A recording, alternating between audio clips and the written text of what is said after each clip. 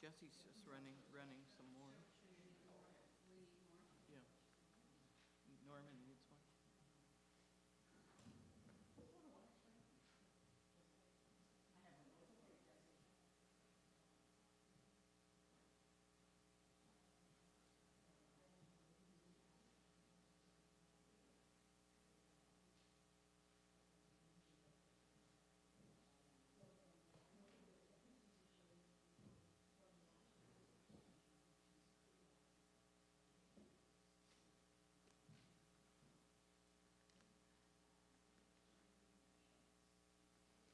Okay, so Jesse's just running a, so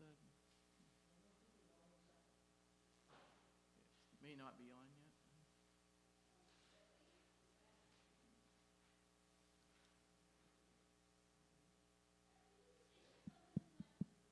Hello? 1, 2, 3, 4. Testing, 1, 2, 3, 4. I don't think it's on.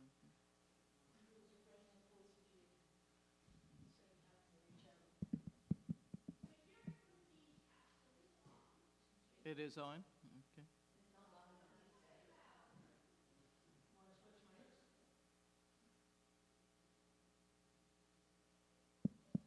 Doesn't seem like it's. You can hear it? Okay, well, it's good. Okay.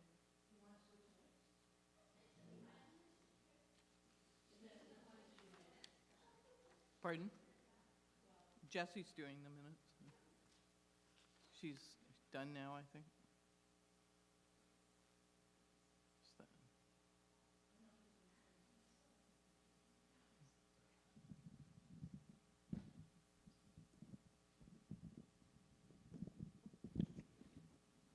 Test, test, 1, 2, 1, 2, 3. Good.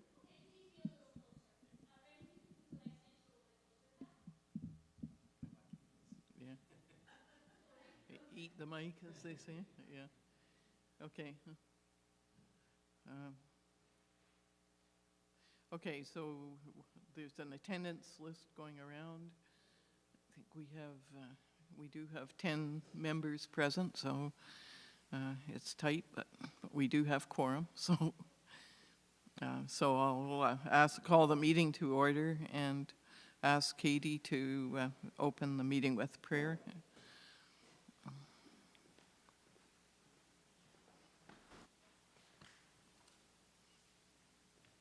Let us pray. Loving God, source of life, source of true community, you call us together and you call us to faithfulness, for we are your community in this time and in this place. Amen. And friends, as we begin our meeting, we also want to recognize the in memoriam. So as we reflect on this past year, we take a moment to honor and remember the beloved members of our church family who have passed away. Their presence among us was a gift, and their contributions to our community of faith will not be forgotten. We remember Suzanne Mackay, Frank Bbuc, Holly McCall, and Tom McEnright. May we carry their memory forward, inspired by their example of kindness, service, and faithfulness. Our prayers remain with their families and loved ones, and we offer them our deepest compassion and support. Thank you, Katie. So I'd like to introduce Reverend Emily Gordon, who's over here. Some of you met her at the lunch. Emily is the minister of Leaside United Church and is our pastoral charge supervisor. And we have a pastoral charge supervisor because Katie is our minister, but Katie is a student and not yet ordained. So there's a distinction in the manual as to who we need to have present for a quorum. And so Emily's been attending our board meetings and is here today, and we're very grateful to you for this is really a voluntary position for a minister to take on, and it does take time, and we very much appreciate it, and also appreciate the support you've been giving to Katie. So thank you, Emily. There are some hard copies of the annual report here, and there's also more copies of the agenda and Who the needs an agenda? Anybody? nominations list, so if anyone doesn't have one yet, okay. Okay, I guess we're good. So we'll go with the opening motions. The first motion, approval of the agenda. Oh, and sorry, I should have also welcomed those who are watching live streamed. Glad that you're able to at least observe the meeting. Okay, so approval of agenda. So moved by Tricia, seconded by Betty. Is there any additions, deletions? All in favor? Any opposed? Carried. And not sure it's relevant today, but to confirm that anyone who's present who isn't an actual member on the roll is entitled to participate fully in the meeting by making and moving motions and voting. So a motion to confirm the voting rights of adherents, which are people who support the congregation but aren't actual members. So moved by Linda, seconded by Tricia. All in favor? Any opposed? Carried. So we had 2 congregational meetings last year. The first was our annual meeting, which was on April 21st. And the second one was a special meeting that we held in June to approve Katie's placement with us. So those minutes are in the annual report. I guess Jesse will make a motion to approve the minutes of the 2 meetings, and Shirley is seconding. Anybody see any errors, omissions, changes? Okay, all in favor? Any opposed? Carried. Okay, so we're down to the annual report. The accountability reports will deal with everything except the treasurer's report. So that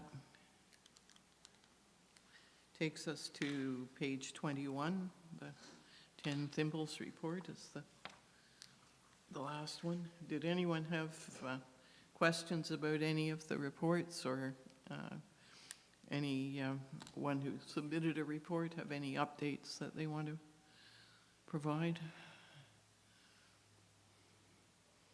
Okay, then I'll ask for a motion to accept the accountability reports. So Tricia's moving it, Norma's seconding. All in favor? Any opposed? Carried. So ripping through the agenda. So Norma, would you like to speak to the treasurer's report and budget? I think that mic is working.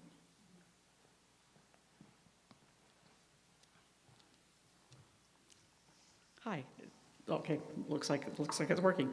I'm not going to go through in a huge detail line by line, but I'll just do a little summary of the financial information.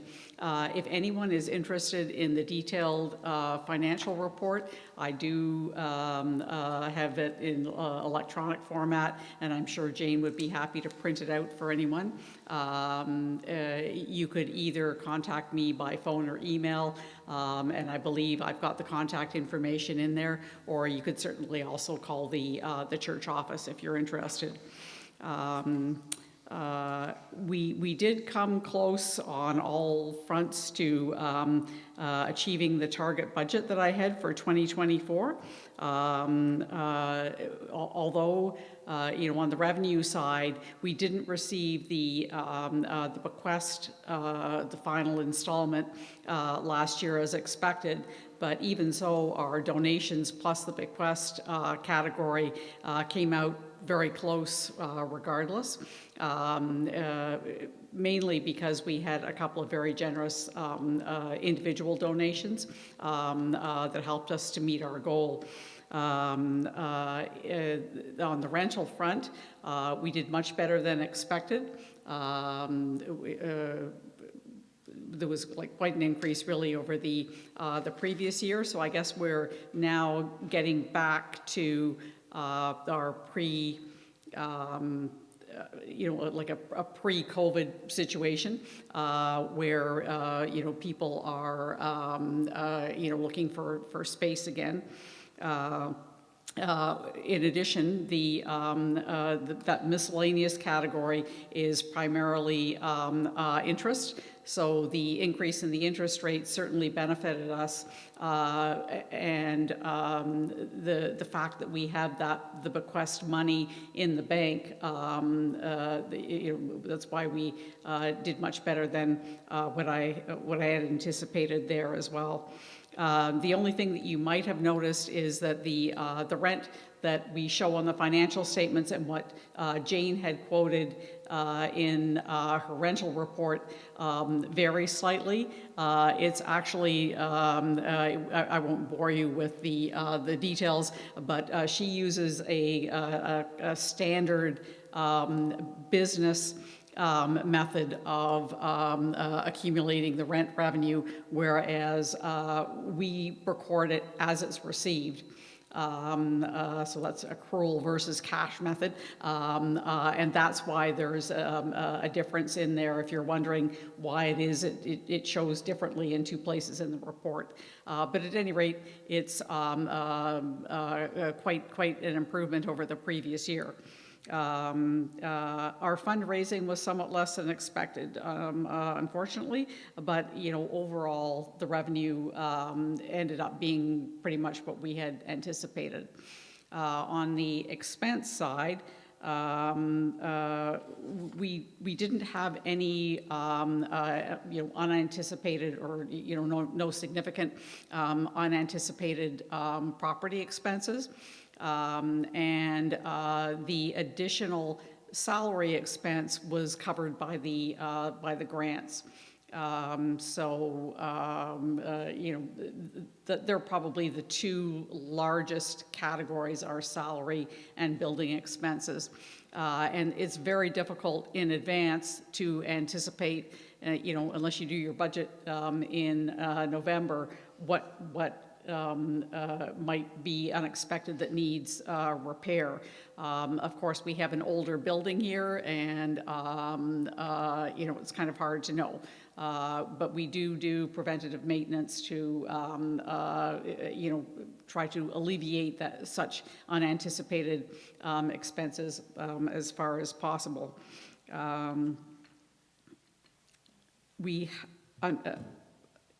So there we are.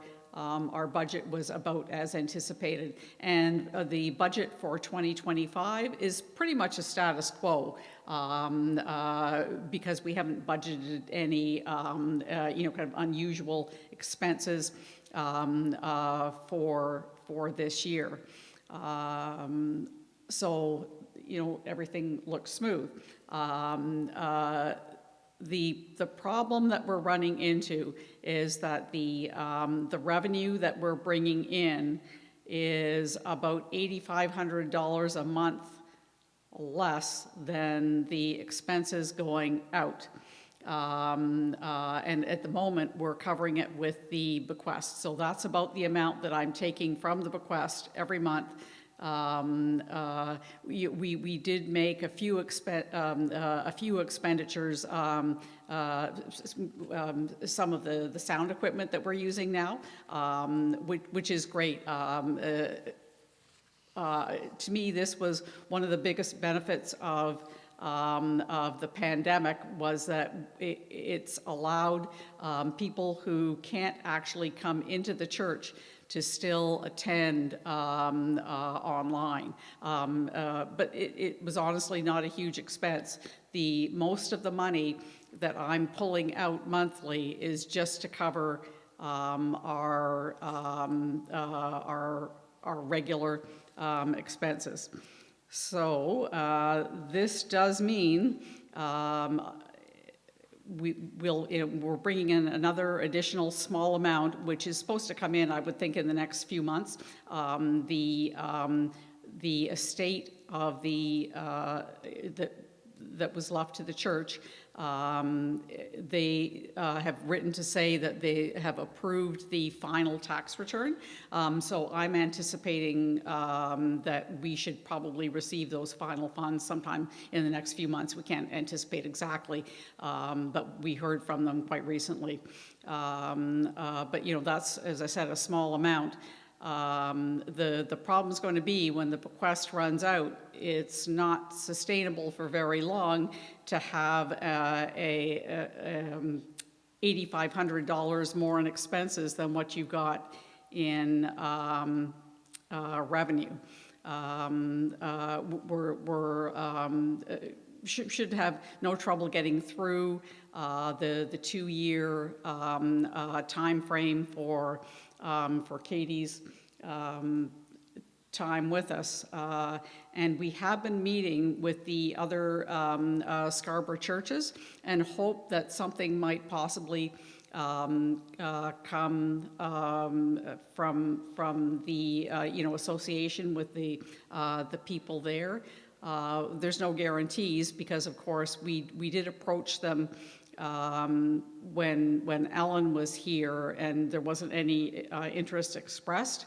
But the fact is that the situation in other churches can change as well, and we do have that possibility out there. But if nothing comes forward, then it's possible we may have to close at the end of the bequest. And it's difficult to anticipate when that is. I'm expecting that the withdrawals will be somewhat lower going forward, which means that we'll have additional time. But we'll have to take a look at that going forward. I'm not sure. Does anybody have any questions about?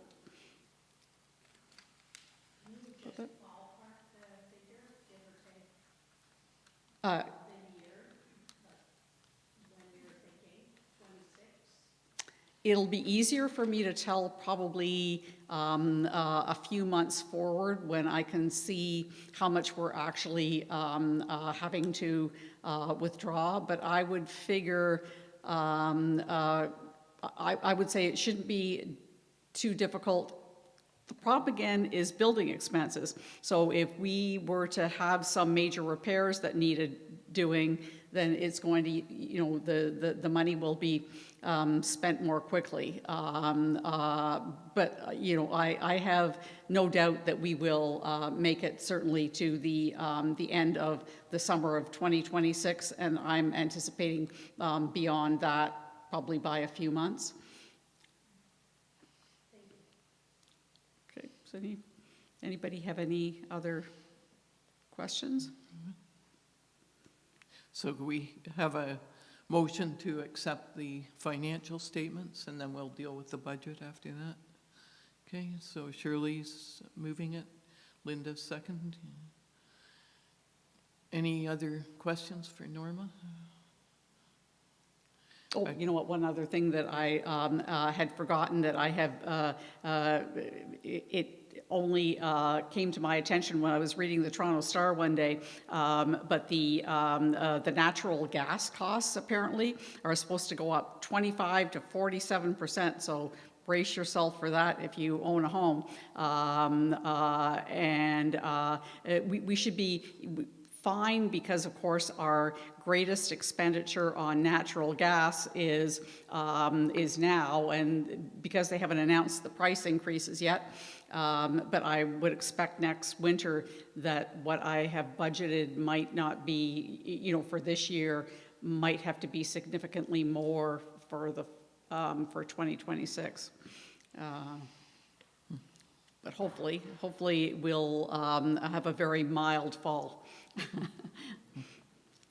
Yeah, the other thing that we can mention is that the affirming ministry programs, Toby's Place and Dorothy's Place, have been part of the church expenses to cover the salary costs and food costs for some time, but as of tomorrow, those are shifting entirely to Rainbow Community Places, so that will reduce the expenses going forward. So. Yeah, and it may be a bit confusing when you look at the budget for last year, because I must confess that I made that budget, and I was looking at it and thought to myself, was I like asleep when I made this this budget? Why are the numbers all so low? But it's because we had anticipated that the split would happen in June, well, July, I guess, because it was about halfway through the year last year.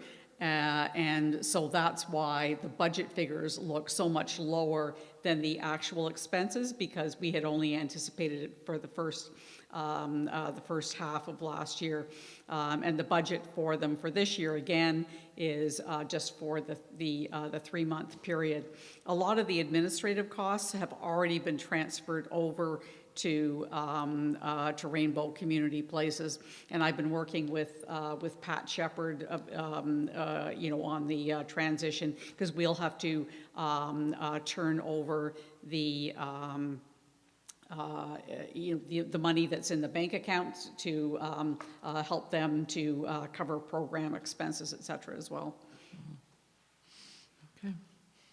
So if there's no other questions, we've got a motion to approve or accept the financial statements. So all in favor? Okay, no one opposed? Carried. You want to do the budget then? Just before we go on Yeah. the budget, I just want to say I'd like to recognize the Herculean effort that has put in to getting Rainbow Community Places set up and moved off the church books and onto their own books in the last several years, but especially since last July, and working forward to get it to where it is now. That it wouldn't have happened without her and without Norma's support and the treasurer at Rainbow Community Places. But, you know, mainly that, so. Yeah. Yeah. Certainly been a journey. Yeah, we started this process in 2022 was when we got the original loan to set up Rainbow Community Places. So it's certainly not moved as quickly as we had hoped, but it's almost there. So, okay, so budget, do you want? Yeah, as I said, it's really pretty much you know, to go through again line by line. I'm not sure how useful that will be. It's you know, pretty much a status quo budget. We again have the grant money to help us to cover the additional hours that Katie is working for us, and you know, I'm anticipating. You know, the budget will actually include the bequest this year, although it didn't come through, so that will certainly be a benefit.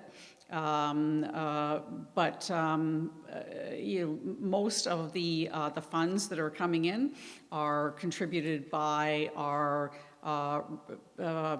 regular you know, the regular congregation members who are here all the time. The majority is really coming through PAR, but we certainly do get you know, some money that's still coming in by check, et cetera, as well. But I'm anticipating that should be roughly the same this year as what it was. Was in 2024.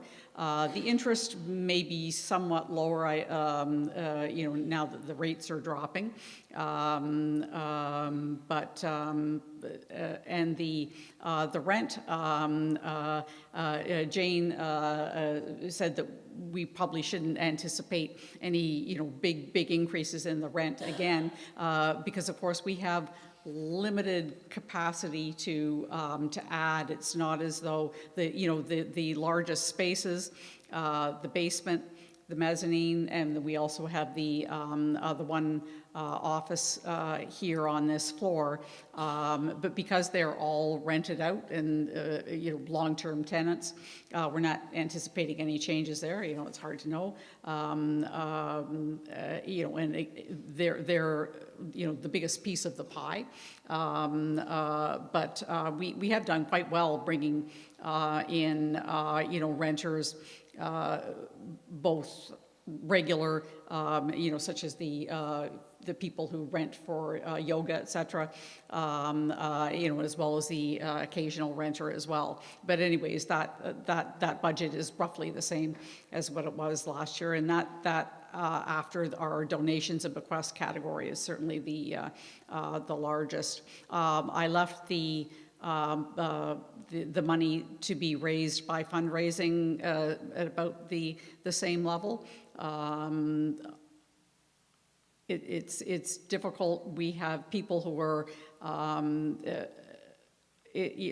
our regular congregation members who tend to assist in the fundraising are also generally people who have other responsibilities within the church as well. So there's a limit to the amount of time people are able to put into it, I think, at this point.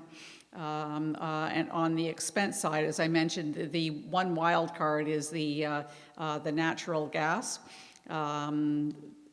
The salaries, which are, by far and away our largest expense, partly covered by the grant. In the past year, more of the salaries were covered by the bequest money.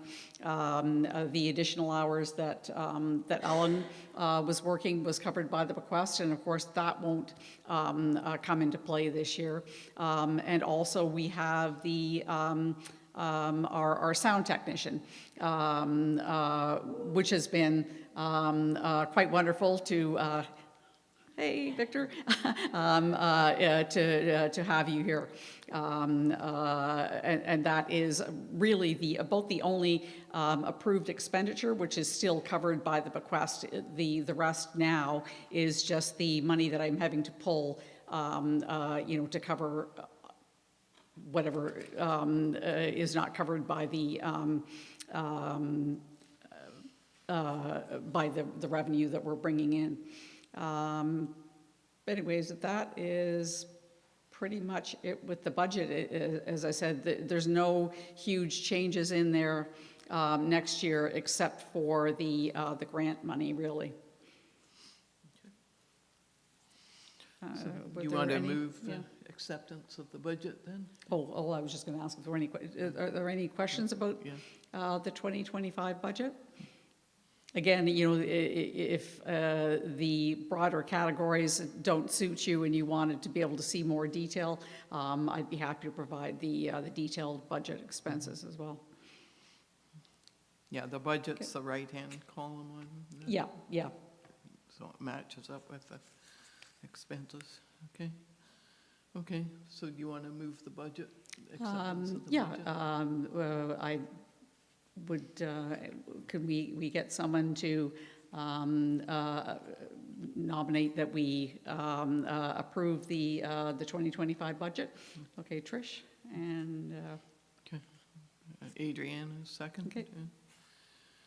Okay. So no questions. All in favor? Okay, that carried. I'd like to thank Norma for the enormous amount of work that she does month after month after month. And we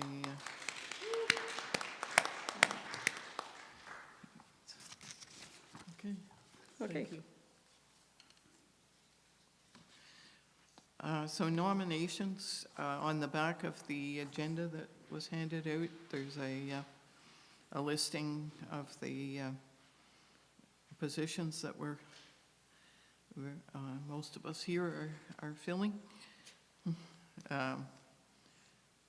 there's always room for additional nominees, so if anyone would like to volunteer for a position, we can certainly find a place.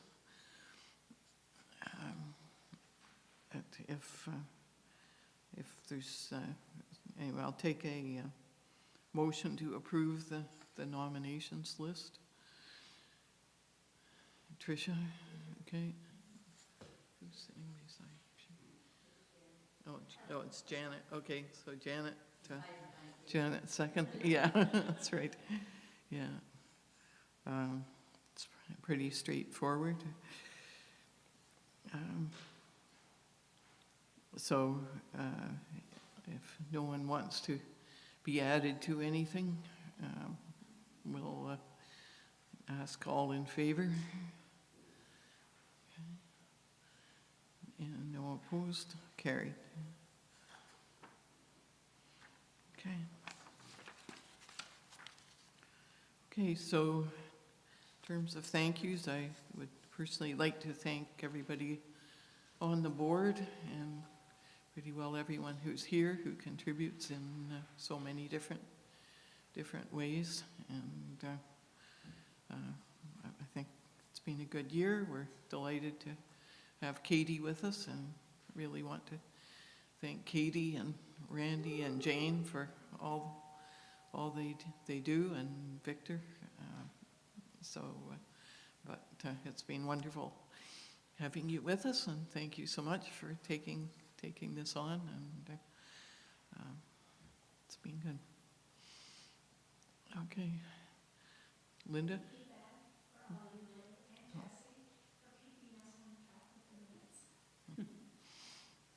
Yeah.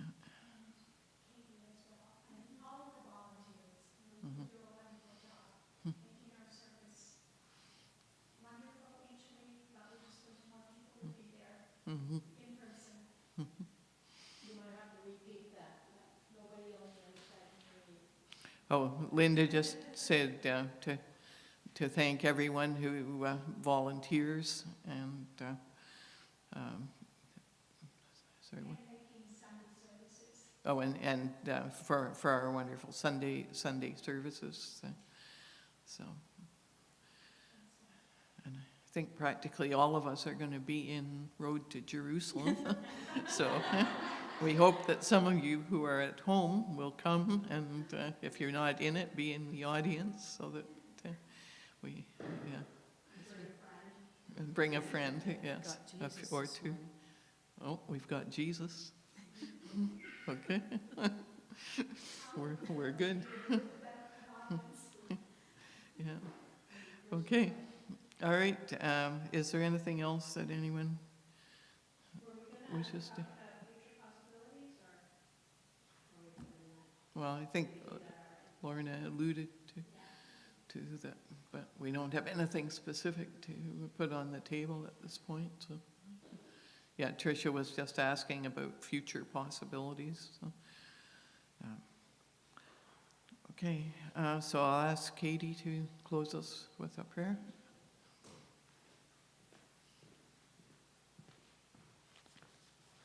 Let us pray.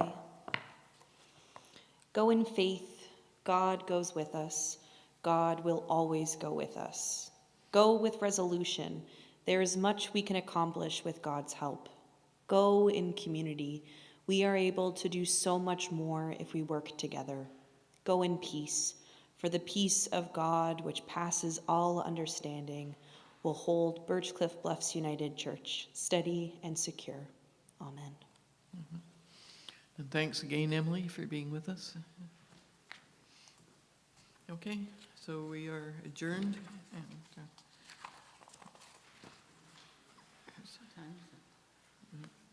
it is 1:15.